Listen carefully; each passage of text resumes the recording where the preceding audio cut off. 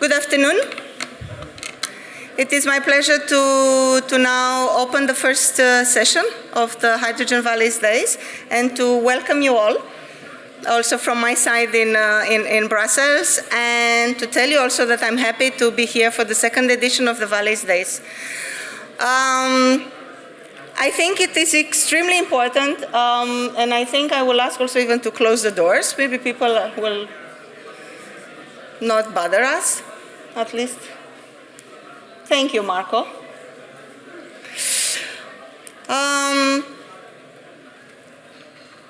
So yeah, as I said, it is my pleasure to be here and to really introduce you into what we've done so far. I mean, I like to call it a success story so far of the Clean Hydrogen Partnership.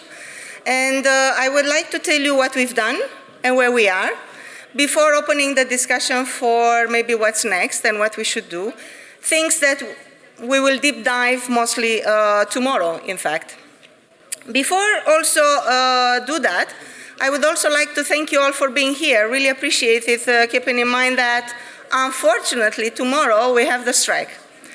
So I really a lot appreciate the fact that despite that, you are here with us today. Really, really appreciate and thank you very much for being with us in person. Now, like I said, the objective of the session is to showcase the hydrogen valleys, how they have become a European success story, driven by the Clean Hydrogen Partnership, the institution that I represent here today, but also what we need to do for the next successful path. I will have the pleasure to have with me representatives of the European Commission, of Hydrogen Europe Research, but also Mr. Crema will also represent the Italian Association, and so a representative also of a member state, and finally a representative of the S3 Valley Partnership from the Aragon Foundation and a leader in many of our valleys. Before I do that, before we start discussing a bit about, like I said, where we are, what we've done, let me try to guide you a bit, I think as a mean of introduction and background, through a few things on what we've done so far. So, I think by now you should know who we are, but let me quickly remind you that we are an institutionalized public-private partnership between, on the public side, of course, European Commission representing the Union, and on the private side, the two associations, Hydrogen Europe representing the industry, and Hydrogen Europe Research representing the research and academia. You see, we have many constituents through the two associations and the private members, but also the European Commission represented by many DGs, and I'm not going to spend the time here to name them all, but I would like to thank our lead DG, DG Research and Innovation, for guiding us for the past more than 15 years. What we have right now, we have a budget of €1 billion from Horizon Europe, from the current Research and Innovation Program of the European Commission, to implement it in research and innovation activities, and Hydrogen Valleys is one-of-a-kind type of innovations, in particular, how I like to call it, on the business model, on the business case. And in addition, and being recognized by the Commission as one of the tools to implement hydrogen locally, to speed up the hydrogen economy, but also to somehow help Europe to become less dependent on other parts following the Russian invasion in Ukraine, we have received additional 200 million just for Hydrogen Valley in order to speed up and implement them in only 3 years, 2023 to 2025. So this year, we have the last tranche of REPowerEU money to implement, specifically 80 million. I'm not going to go through all of this. A lot of you, you know it. This is how we implement the budget. We develop technologies across the entire value chain, from the production to the distribution and storage, and uses both on transport and on stationary, how we call it, power, heat and power applications, but also cross-cutting activities, horizontal activities, going from the valleys, innovative business models, up to pre-normative research, for example, PNR, input into standards, safety issues, education, training, manufacturing, scaling up, And why not preparing the next generation of product through strategic research challenges, for example, looking for new materials, less dependent on other parts of the world, or even replacing the polymeric, the PFAS. So far, we supported, now we crossed the number 400, more than 400 projects, for cumulative funding of 1.8 billion, and at least the same amount from the private side in projects, and again across the entire life cycle supply chain, value chain. But, or end, rather, in 2016, as we were going, because we have been established in 2008, maybe I forgot to say it, but in 2016, as we were getting with products more and more into the market, we realized that we demonstrate them into the field, we learn, we could go back to the lab and have new, better technologies, new generation of products, which we've done in many cases 3-4 times. But on the other hand, what we've proven to work, we kind of leave orphan, how I like to call them, because they don't have, we leave them orphan in the valley of death, because they don't have any other opportunity to scale up, to be further demonstrated in order to decrease the cost. And that's when we thought about maybe other opportunities, with whom shall we talk? And by the particularities of the hydrogen, we thought about the local actors. And that's when we started to talk to the regions, to the cities, back in 2016, to see maybe we can work together. Here at EU level, we develop the technology, but when it's ready to go into the field, maybe let's work together with the regions, with the project developers there, because I still believe, we have a common interest. At that time, back in 2016, we had almost 100 regions committed. We signed an MOU at that time with 98, I believe, regions, a quarter of the population in EU, we counted at that time. And they were all interested to look at hydrogen as a solution. Some of them being ready to develop projects, and that's why, as of 2019, we started funding hydrogen valleys, and that's when we came with the idea of a valley. Why to call it valley, I'm not gonna tell you, because it comes from a silly idea, but it looks like it sticks, and everybody likes it, so let's not dig more. So that's when we started making valleys, but we also realized some of the regions that were interested in hydrogen, they were having very little knowledge about hydrogen, but they wanted to explore bringing ideas into projects, and why not having hydrogen projects.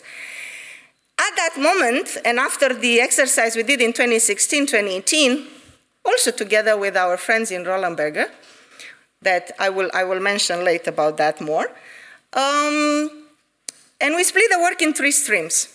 One, like I said, funding through grants projects ready for hydrogen valleys. One, bringing ideas into project through project development assistance, the so-called PDA. And the third stream, keeping the regions talking to each other, and that was created into S3 Valley Partnership that still exists today, and I'm happy because European Commission also took it over and kept it alive. And finally, seeing the interest of the tool, European Commission also, being proud of what we did somehow, brought it at international level into the mission innovation, and the other parts of the world, Americans, Australians, Japanese, started to be interested in the same model. And that's where we support the European Commission in the mission innovation with the Valley platform across the world. We'll get into the details of each of this in this afternoon and tomorrow. In doing that, we supported 25 PDAs with 2 waves of project development assistance. And I put some numbers in there from the volumes of the CapEx or the sizes of electrolyzer that was planned in those PDAs. Some of them, they became valleys later. We also supported, you heard, 21 valleys, and we mapped through the Hydrogen Valley platform about 100 valleys across the world, more than 60 in Europe. What we plan to do also, and we are doing in addition to that, last year, in fact 2 years ago, we also realized that, yeah, we have great plans with the regions, but maybe where are the money? So where we can find other funding than from us, where the money will be for the valleys. And the money could be found in the regions, in the regional funds, in the social funds, in some other funds that the regional managing authorities are managing. And that's when we put in place another pilot, if you want, of call for expression of interest to managing authorities with whom we sign 10 MOUs with different managing authorities at both national and regional level to really see how we can combine funds, if you want, align programs, what we do with what they do in the region, and in this way, working together. And finally, and that's what you will hear after my panel, you will see the Hydrogen Valley facility, where we would like really, and that's the only thing I'm going to say, because I keep the suspense for later, what we want is to bring all these projects to the FID, to the final investment decision. Now, why we do that, and I thought about keeping or not this slide, but I think we need to see that in everything we do, we are backed up by our policymakers from back in 2020 with the hydrogen strategy and with our president mentioning hydrogen valleys as one of her inspirations, if you want. In March 2023, with the previous commissioner also supporting hydrogen valleys for European research and innovation for hydrogen. And finally, the REPowerEU that, what do we want more than that, recognized the tool and gave us additional funding to really speed up implementing this. We also know that hydrogen valleys are local market makers for clean hydrogen, and they are supposed to be integrated infrastructure projects across the entire value chain. So, what I also like to say, they bring the chicken and the egg together. So we should have the production and the use in the same place or close to each other. So that solves, and that's the innovation, in fact. That's why everybody likes it. Because somehow does not only demonstrate the technology and first of a kind in a certain region because the region wants to decarbonize, but also because it should solve the problem of too much hydrogen that nobody uses, or off-takers who do not have the hydrogen. We also support how we call the brains and the bricks. We do all the pre-FID, final investment decision activities. We support with the valleys, maybe all the preparation of the calls for tenders there locally. We install new capacity by having the electrolyzers, because normally, and I didn't say it in the SRIA, but we focus on renewable hydrogen production with some caveats. Let's not mention them now. Just remember the focus on renewable hydrogen production. We try to have a shared common infrastructure, a minimum production per year that we put as a requirement, so it has to have a certain capacity. We leverage additional funding, I already mentioned, because our funding in the valleys, it's in some cases even 10%. I put here 20, 30% as an average, but in some cases it's even 10%. We are giving 20 million, sometimes even to a 300 million project. Demonstrates, of course, scalability, replicability, and ultimately, and this is what I thought about when listening even to the opening speeches, because we put together the title of the event, Driving Europe's Competitiveness. I will say Driving Europe's Competitiveness locally, because that's what we do. These are the 3 different graphs that are showing you first on the left, the interest. That's the interest that has increased in our calls. So you see from the moment when we published the first call in 2019 up to today, this year we have received 33 applications, currently still under evaluation. The experts are, as we speak, evaluating them. After that, of course, some of them pass, the evaluations, and some of them, furthermore, got the funding. And we have now 21 supported to that in 19 European countries, so pretty good coverage, if you want, of Europe, with more than 30,000 tons of hydrogen per year and 300 megawatts electrolyzer equivalent. So I would say pretty substantial.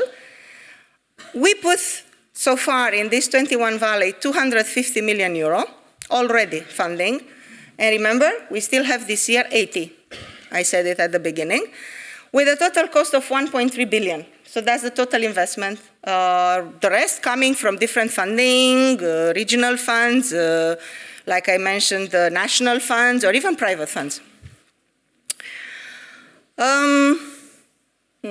Yeah, these are the valleys. These are the 21. They are going from, if you want, big hit is the first one in 2015 in Orkney in Scotland. If I go clockwise, to Heaven is the Northern Netherlands in 2019. We funded in Groningen. Convey in the ports of Hirtshals in the northern Denmark. Baltic Sea, that it's a cross-border between Finland and Estonia. Spark, it's funded as of this year, the first one in Poland. It's a small one. Similar to East Gate H2V, the one in Kosice in Slovakia.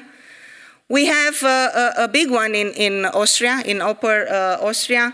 The North Adriatic Valley, which is first of a kind, a cross-border one between Slovenia, Croatia, and northern Italy. Zahir in Bulgaria. High South Marmara in Turkey. Crave H2 and Trieres, both of them in Greece, one in an island, Crave H2 in Crete. Ticino in Lombardy in Italy, around Malpensa airport. Green Highland, which is coming from 2020, is the island of Mallorca. Lux Haival in Luxembourg. H2 Talent in Alentejo in Portugal. The one in the region of Castilla y León in Spain. Imagine in the region of Auvergne-Rhône-Alpes in France. These are big valleys, both of them.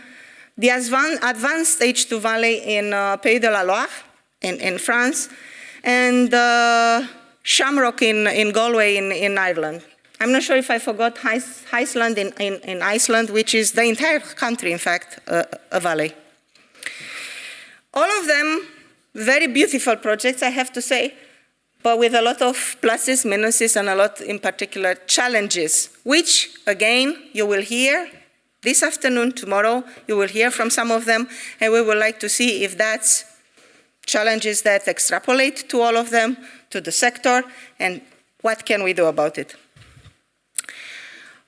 In order to combine the funding, we also, as of last year, and in particular with this year, we put in place the STEP seal. The STEP seal, it's a seal of the European Commission that gives to the project really a seal. And in case they are not funded because of lack of our funds, they could go to the region level, to the national level, and get funded. But like I said, we also have the work with the managing authorities. And these are the 10 managing authorities that we have signed an MOU with, and we had a meeting with them yesterday. Very valuable information coming from them. I will not bother you with that. We will learn more tomorrow. And my last slide, I'm very aware of the time. What can we do next?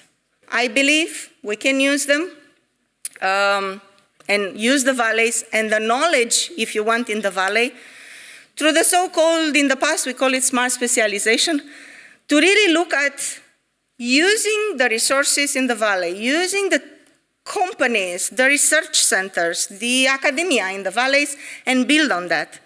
Foster the contribution to the competitiveness, and why not see how we can support the startups that may come into a valley. Continue supporting the innovative demonstrators and technical assistance to them. We will have to look on how to do that through new business models, but again, link it somehow to the startups. Share lessons, that's why we're here, and facilitate synergies with other funding instruments. And I don't want to start negative, but just to give you an example, we know from experience in these projects and from other flagship projects, demonstration projects that we have, combination of funds doesn't always work. Because of bad alignment of the timelines of the funding instruments, because of state aid rules, because of we really need to do something about it. Because when we look at a valley in which we support only 10%, and we ask them for 90% to look for the other sources of funding, and they come with a business model to us, and they show it to us, and after 2 years it fails, something is wrong. So we really need to discuss about that, and I hope we will address it also tomorrow in the funding session. With that, I would like to finish. As I said, it took me some time to really try to put together a 15-minute speech out of 15 years work. But I hope I already set up the scene, and hope to have fruitful discussions this afternoon and tomorrow. Thank you.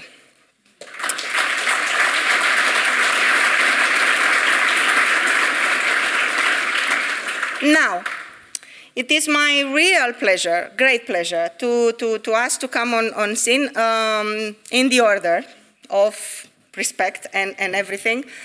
Ms. Beatrice Coda. She is the head of unit of research and innovation in DG Research and Innovation. Beatrice, we're very, very happy to have you today here.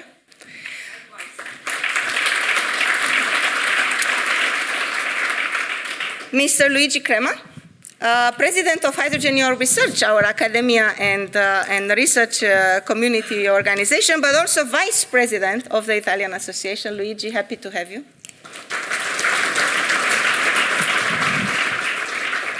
And last but not least, and apologies if I will not pronounce in advance your name, Guillermo Figueruelo, Strategy Manager, Fundación Aragon. Guillermo, happy to have you. For the next 35, 40 minutes, we will try to discuss a bit, like I said, what we have done so far together and what is to be done next. So, without taking more time, I would like to give you the floor, Beatrice, to tell us from the Commission side, how do you see all this? Yeah. Okay. Can you hear me? Yes. So thank you, Mirela. Good afternoon, everybody. It's really a pleasure to be here and address you today with this crucial topic to advance our hydrogen economy, which is the hydrogen valleys.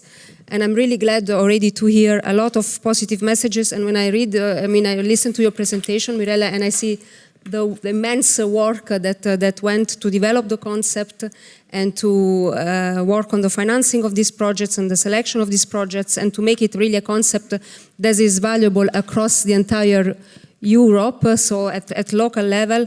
I think this is really tremendous work that I'm really happy it continues. And you also said about the huge interest that you're having in the last calls for proposals on the hydrogen valleys. This is really, let's say, very, very positive message and encouragement. So it shows really that there is a lot of interest around Europe for this. What is the perspective of the Commission? Well, you mentioned already, and I want to confirm to all of you that hydrogen remains a priority technology for the Commission. You mentioned, Mirela, the hydrogen strategy that supports the development of European renewable hydrogen economy.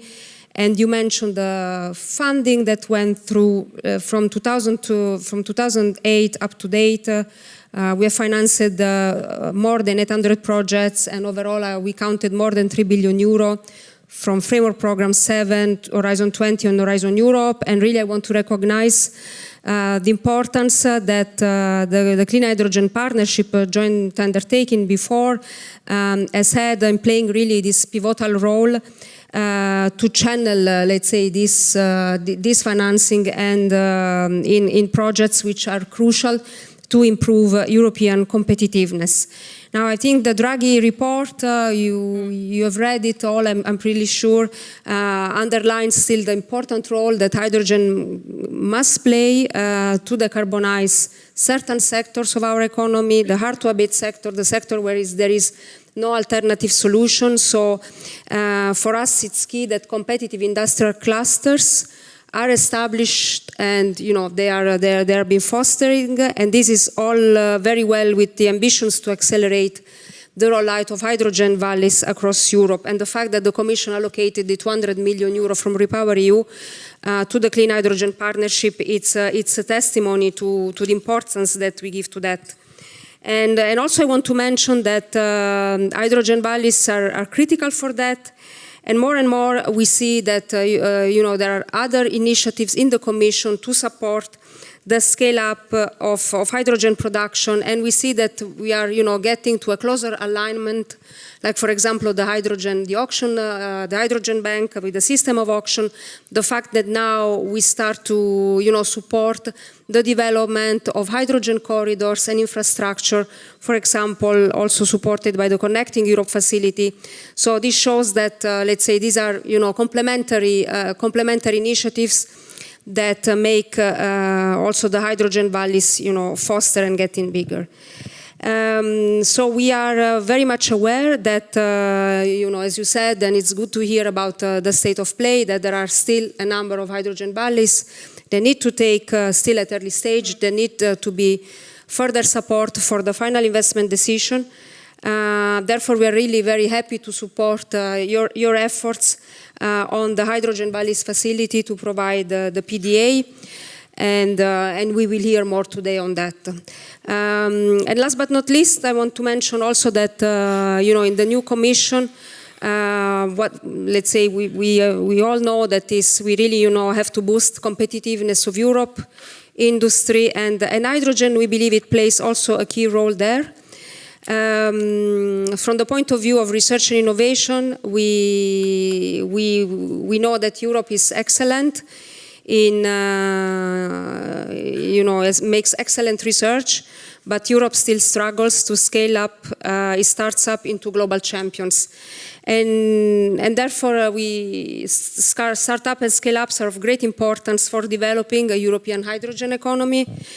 With that, I also want to mention that recently the Commission published the Startup and Scale-up Strategy, and possibly it will help to tackle all the other, let's say, regulatory barriers. Also, and I want to connect to what Danica said in her intervention, that for concerning, innovation-friendly regulation, improving access to finance for small local actors, SMEs, facilitating access to infrastructure, and possibly, accelerating also market uptake. So in this startup and scale-up strategy, this was just a communication, so presenting, let's say, a plan for an improved regulation, which will hopefully, let's say, make all this really more innovation-friendly in Europe. And also announcing, and this is something that we will all look with close interest also from the point of view of clean energy and hydrogen, of course. So the Commission will also work to launch a Scale-up Europe Fund as a part of the EIC fund, and therefore also will be very helpful to, we hope, let's say, to make also a big difference in scaling up technologies and providing direct equity investments in strategic sectors like clean energy and hydrogen. I want to stop here with these two messages, and I look forward to the debate later. Thank you very much, Beatrice, for your inspiring words and for the continuous support to the Commission for doing the hydrogen or making the hydrogen economy a reality, ultimately, with all your support, not only funding through us, but also regulatory policy developments and everything that the public side of the European Commission does for the sector. Thank you very much. Luigi, if you could also tell us from your perspective with your both hats, if I can say that, president of the Hydrogen Europe Research, but also vice president of the Italian Association. How do you see, in general, research and innovation, but in particular hydrogen valleys, in what the GU has done so far, and how do you see the tool in general? Yes, a pleasure to answer and even to follow on the statements from the Commission, because if I give back a look to 2008, when the first fuel cell and hydrogen joint undertaking started, it was a very courageous decision to start this program at the time when hydrogen was immediately following a big hype that then became a delusion. No? So, but Europe continued to trust on this development. Research, I think it's a fundamental one of the three legs of the European competitiveness.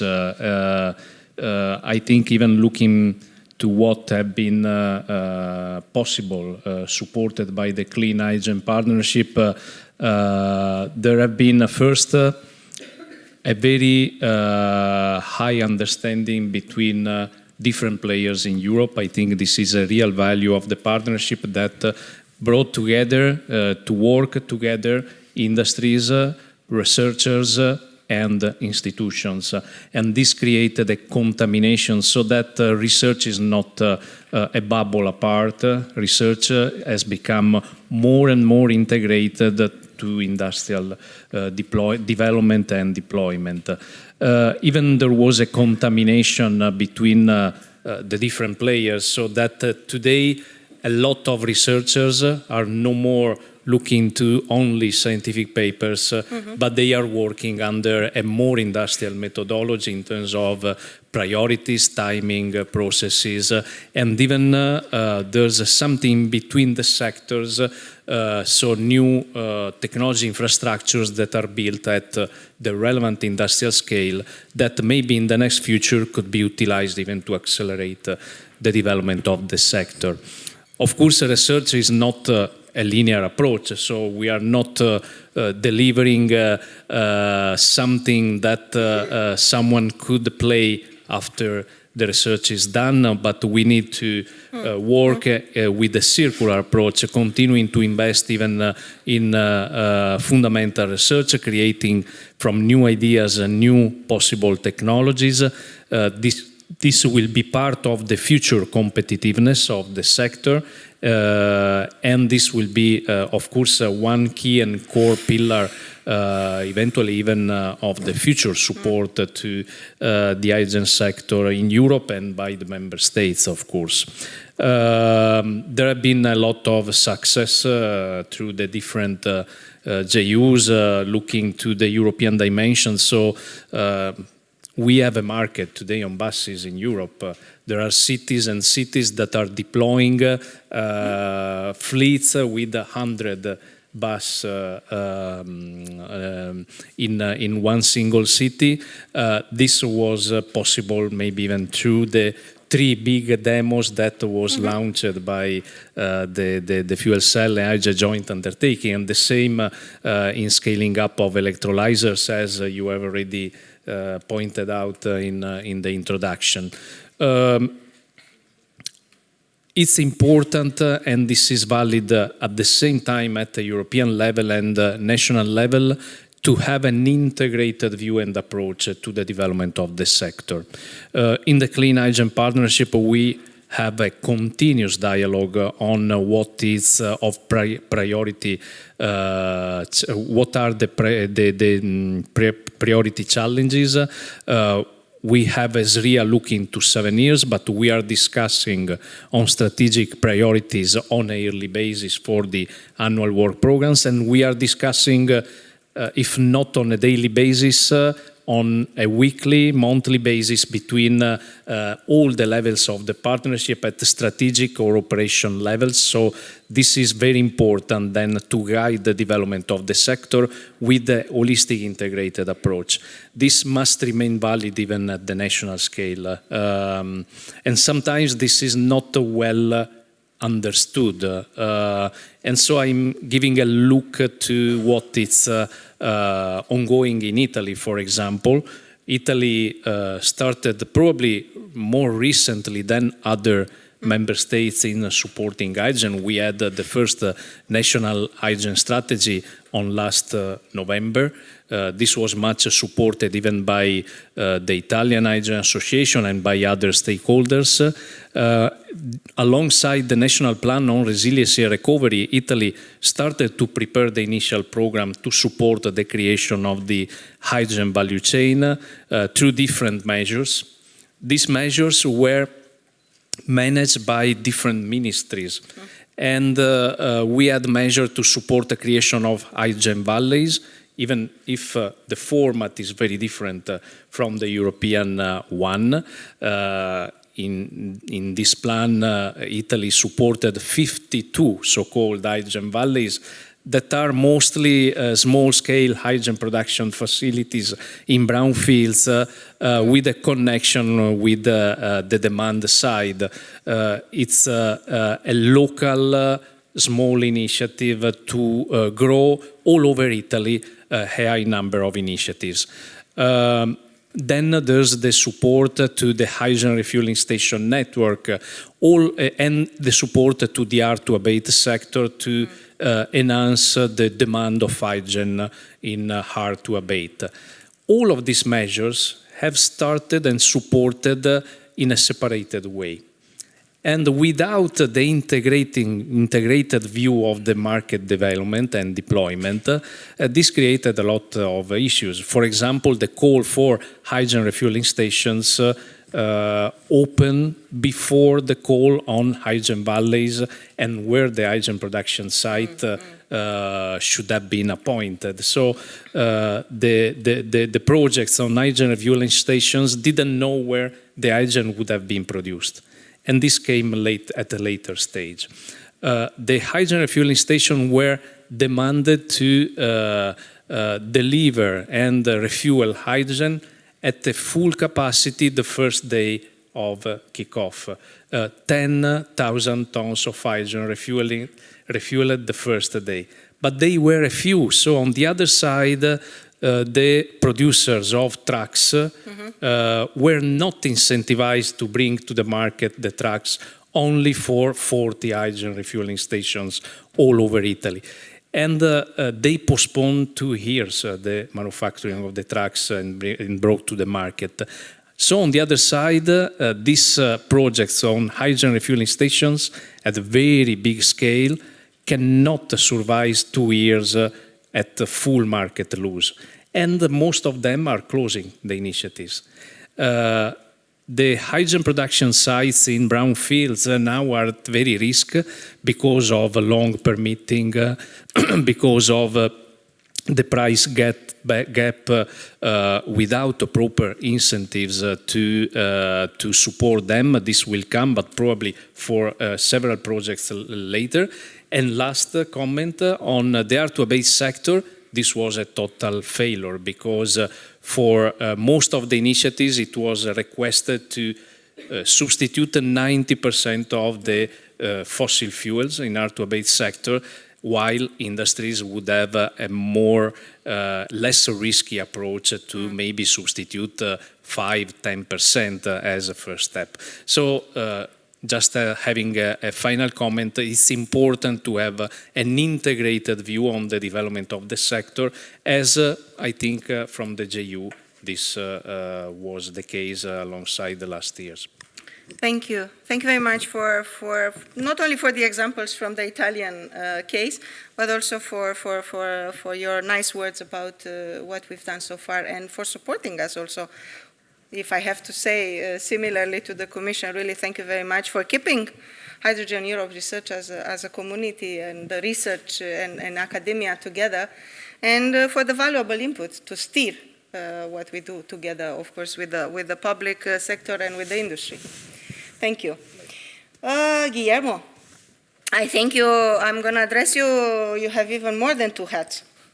I think first you are representing Aragon, so Aragon is one of the leading regions for the Estri Valley Partnership. Second, You have, if I can say, more than 30 participations, at least that's what we counted in our projects. So you have a very good experience with the projects, and most of them of the valleys. And also, you, Aragon, Fundación Aragon, playing an important role in your region and developing projects there. What would be your insights about what we've done so far, if we talk about a success story or not? And what can we do next? Thank you, Mirela, for the introduction, also for the invitation, also to Antonio Aguilo, for letting us share our success stories, but also our lessons learned in hydrogen valleys. It is true, I don't know how many hats can be hosted in our brains or in our heads, but I represent Aragon Hydrogen Foundation, obviously, but I also represent the government of Aragon. We are independent, obviously, but indeed, they created us 21 years ago. We operate right now as a foundation, as a private non-profit research center, but the clue was there, or the rationale was behind for the regional government of Aragon to create an entity to work in fostering the promotion of R&D projects on hydrogen technologies, hydrogen and fuel cell technologies. Sometime when nobody was talking about hydrogen, it was 21 years ago. Coming here, I remember that next week it will be 10 years that I joined Aragon Hydrogen Foundation, and I remember my first weeks working there, my colleagues were writing the proposal for the Big Hit project at that time, in July 2015. And I'm so honored that I have lived the evolution of hydrogen valleys, because we were alone before, only the Big Hit, and now we are a wide community. We can see the audience here and the event that you hosted before, Mirela. So with this participation from the Aragonese government and the Aragon Hydrogen Foundation in Hydrogen Valleys, we cover this R&D, but we also want the positioning. The positioning, let's say, in the Brussels scenario, if I can mention. So after the MOU with the regions, the S3, the Smart Specialization Platform on European hydrogen valleys was created. We are coordinating it with Normandy, Auvergne-Rhône-Alpes, and North Holland, and our representatives obviously are working there on the lobby. Recently, indeed, we release, or the S3 partnership release a position paper on European hydrogen valleys, and we are also positioned in the well-chaired association by you, Luigi, in Hydrogen Europe Research. We are also positioned in the TC7 in hydrogen valleys, myself as a committee leader, but also in Hydrogen Europe. Our former vice president, Javier Navarro, is leading the European, the regional pillar in Hydrogen Europe. Currently, maybe right now, the voting is happening, so maybe he has been re-elected or not. We don't know. It creates synergies not only at European level, but we also go from the local perspective. We think that the lessons learned can be widespread here, but also can be or need to be widespread at the local and regional level. So that's why we are also creating our own Hydrogen Valley initiative, quite from a political focus, let's say, in which we are integrating many initiatives that are going to happen in our region, which is aimed to be an exporter of renewable energies, but also of renewable hydrogen and its derivatives. Also trying to attract the demand. We are fostering also the synergies with the border regions in the Ebro Hydrogen Corridor. This initiative has 3 years of life, and a little bit less. We have started working or collaborating with the southern regions of France, on the other side of the frontier, with our colleagues, and we are creating like a common message, a common policy, let's say, an interregional policy in between both sides of the Pyrenees. Quite recently, it was released in February, so 4 months ago. it has also been released the Iberian Hydrogen Valley Alliance.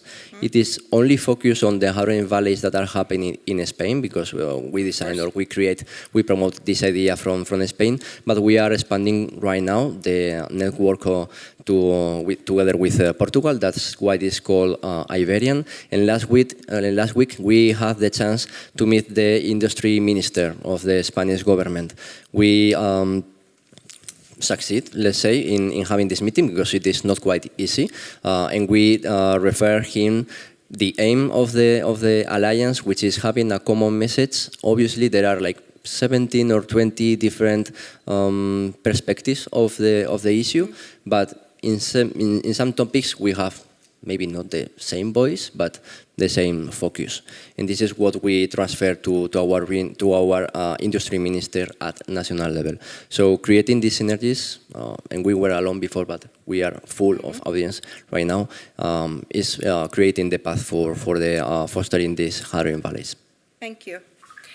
Thank you to you too. So I'm fully aware of the time, but we still have time for some questions. So I'm going to pick from some that we were thinking to give you. So on your side, Beatrice, I think I will try to group two of them. One is the need, like I already mentioned, of combining funds, and here only you can help us, the Commission. And this is where I would ask you, how could the framework look and how synergies between our funds, national, regional, why not even private, could support the development of such projects on one hand, and how can we, because I see the bit linked to the two questions. How can we, the different actors, industry, research, EU, Commission, public side, member states, regions, could better work together to make it happening? Thanks, Mirela. Yes, let's say it is really, let's say, my daily work, not only on hydrogen, but I can tell you on all, let's say, on other technologies that we fund, and in general, really across the board, the issue of combination of funding between EU, member states, other national funds, regional funds, agencies. It is really a challenge. I can say it really, really blunt, and I don't think I can give you the magic reply today, unfortunately.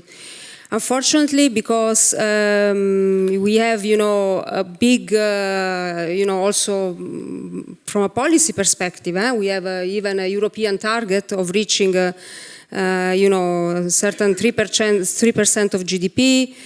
Altogether, I mean, the European Commission funding is just overall, I mean, it is an important component when we talk about clean energy technologies and hydrogen, but overall, let's say the EU funding is a drop in comparison to the sum of the funding for R&I in the member states. So if we would have this collaboration and cooperation between Commission, member states, but also industry, academia, and Commission, make it, very stronger, we would reach this target for sure, and we would, really leverage on the priorities. So we are trying to do still a lot of things. I mean, also, I think this has been recognized by Draghi, by Letta report, that really we need deeper integration and deeper coordination. So, for example, if you have heard, I mean, this remains a bit, maybe a bit abstract for this forum, but I think it was a big step forward when the Commission announced in the Competitiveness Compass that they want to have let's say that the Commission should have in strategic areas, on some areas, what we call competitiveness coordination tool. So that, this coordination of R&I spending and from, let's say, across several, from several TRLs, so from research to deployment, really having deep coordination and bringing this coordination, I must say, at higher policy level. We hope, let's say, that this initiative, which has been announced by the Commission, will start to bear its fruits very soon. Because by bringing this idea of cooperation and deeper integration at high policy level, then it means, we are not dealing more at technical level, but we are really dealing at the very high policy level. So this for sure can help. I think Luigi already mentioned about the case of Italy and the fact that we need deeper alignment, because only with this deeper coordination we can address also not only, let's say, leverage on the funding, but also address these other bottlenecks potentially, permitting, financing. How do we? What is the role of hydrogen, renewable, low carbon, and let's say, and really deepen the priorities. So you know that we are working. We have in Europe the Strategic Energy Technology Plan, which is a platform of coordination across several critical energy technologies. And now, after, let's say, many years, this Strategic Energy Technology Plan is now recognized as a policy of the NZIA Act, so the Net Zero Industry Act. So being now an official policy linked also to deployment policy of the Commission, we are working to set up, and it's already actually been set up, an expert group according to the rules of the NZIA Act, which means that the set plan is now a high-level policy of the Commission, if I may, so with high-level representatives, and it's our intention to bring forward also this deeper coordination and cooperation, in particular as for the next MFF. And there I'm mentioning the next MFF because that is coming soon in a month's time, and you said only you can help us with this, how we can align these rules. Because indeed we realize that, on one side there is a lot of, I would say, protectionism, rightly so, in financial regulations, because you cannot have double funding. So this has to be taken very, very seriously. But on the other side, we see, and we have seen across also several programs, and not only joint undertaking, but others as well, that it's very difficult to combine funding, even without the obligation, even respecting the obligation of double funding. So I really hope, and we will strive, that the simplification of rules in the next MFF can, especially with regional funds, can be made more simple. And the fact that we will have next MFF soon, I also hope that we will have all in the, let's say, also with the member states, in a position of better planning the priorities, so discussing the priorities together and making also the budgetary planning together, because arriving now at the end of MFF, of the current MFF, it's rather complex for everybody. But I hope that, let's say, with the next financial perspectives, this exercise will become, let's say, more easy. Thank you. Thank you very much. And I really look forward to see the plan of the next MFF. We too. Yeah, because again, I mean, you mentioned 21 years ago. That's exactly when I started in the Commission, colleague with Beatrice, creating the first EU, by the way, to see how small is the world.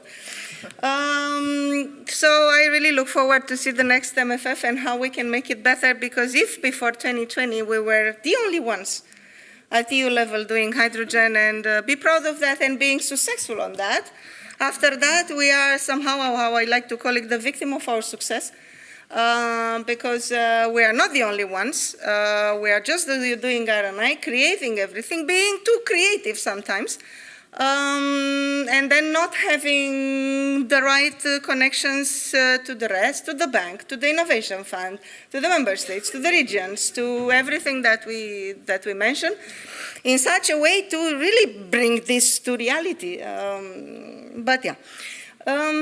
Because Beatrice mentioned you, Luigi, from the Italian case, indeed, if you would like to further develop, how can we better do or boost the connection between EU and national funds?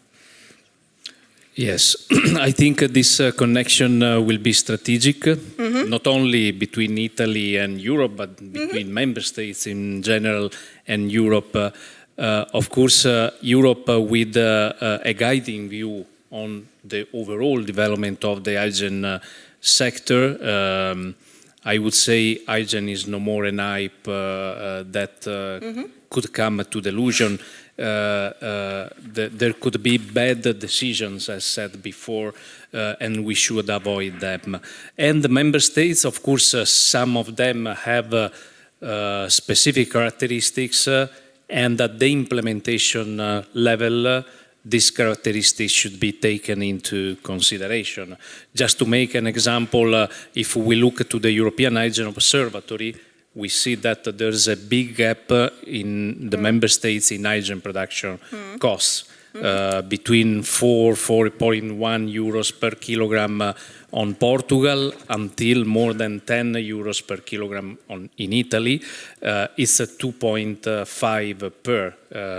And so if we are developing only European instruments, these European instruments can mostly be used by some of the countries. We see, for example, from the European Hydrogen Bank, that some countries are more competitive in auctions than others, and some countries are regularly winning the auctions.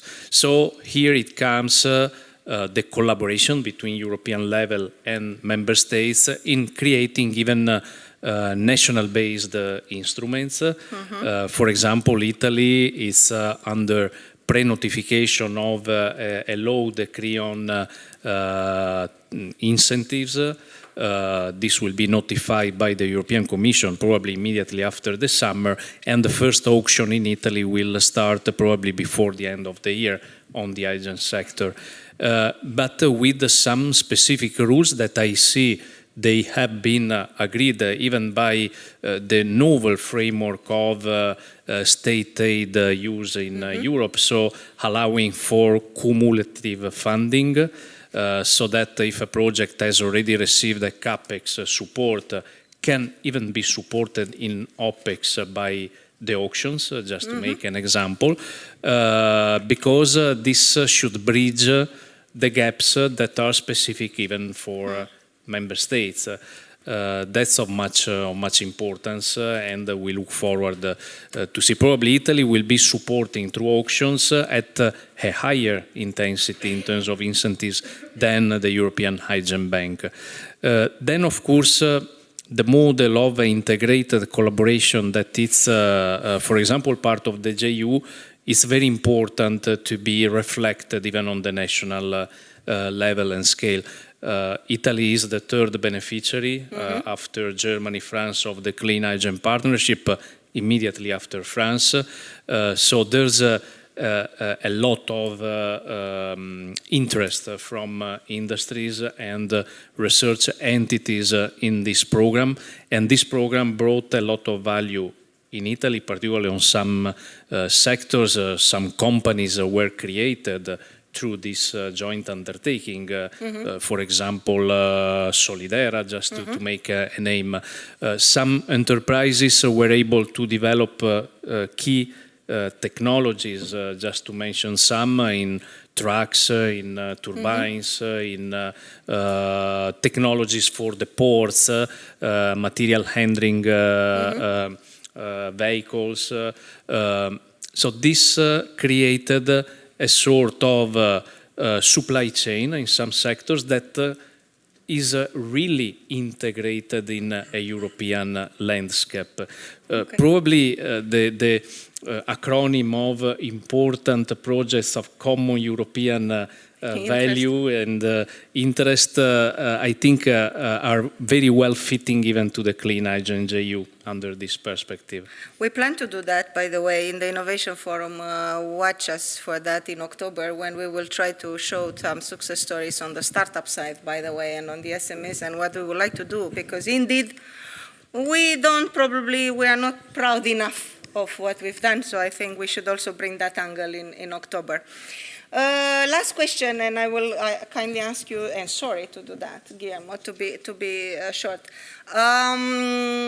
from your examples of the projects, because as I said, you've been involved in many, in particular in the valleys, can you give us, just share with us one or two on synergies? What have you seen? Combination of funds or financing, or how did you manage to make the business case?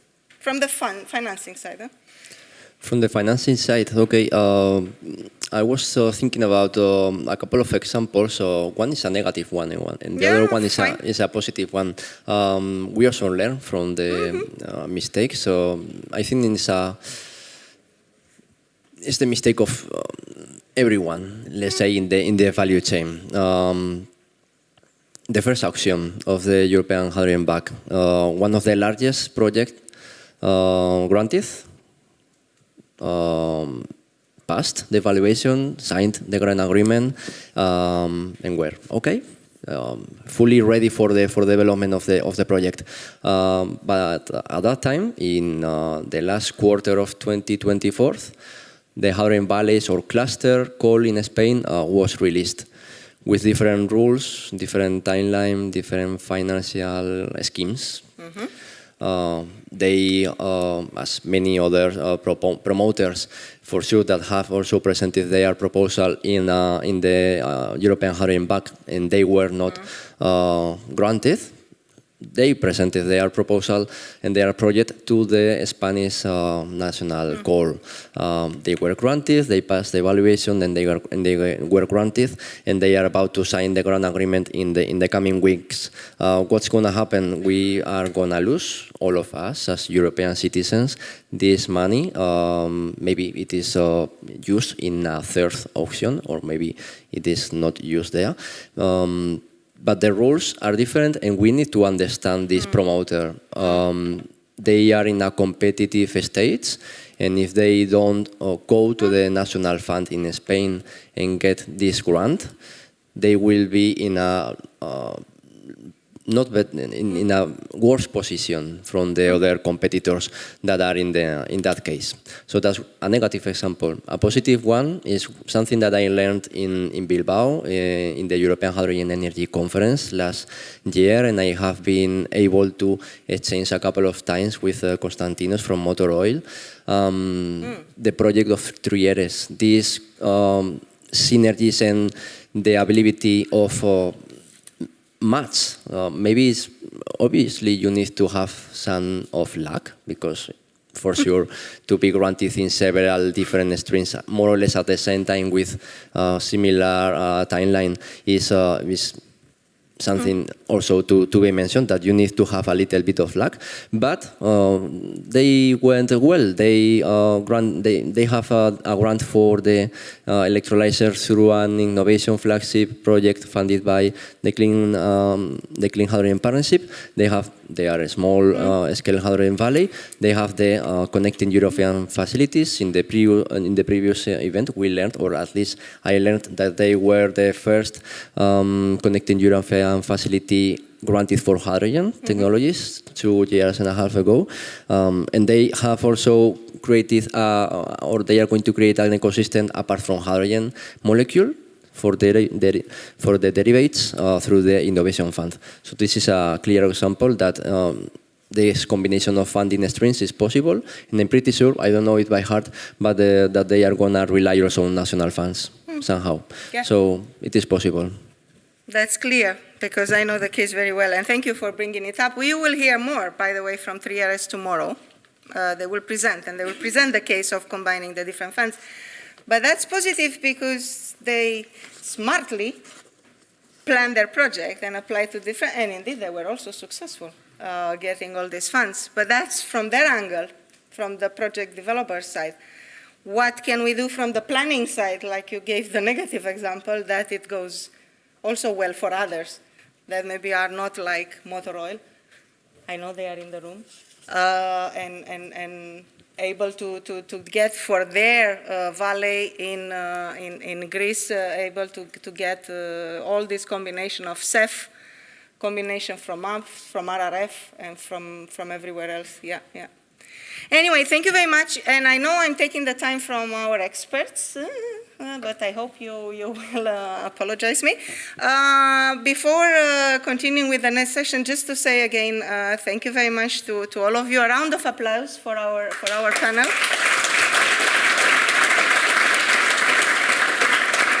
Thank you, Beatrice. Thank you, Luigi. Thank you, Guillermo. And we can talk until tomorrow, but unfortunately we have to stop. So feel free to ask them more questions if you want during the networking event.